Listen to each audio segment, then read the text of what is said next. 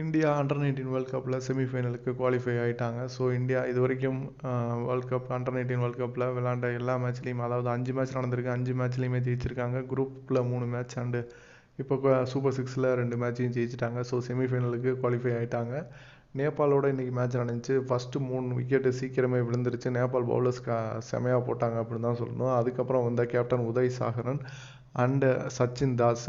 சச்சின் தாஸ் ஒரு சரியான பிளேயராக இருக்கார்.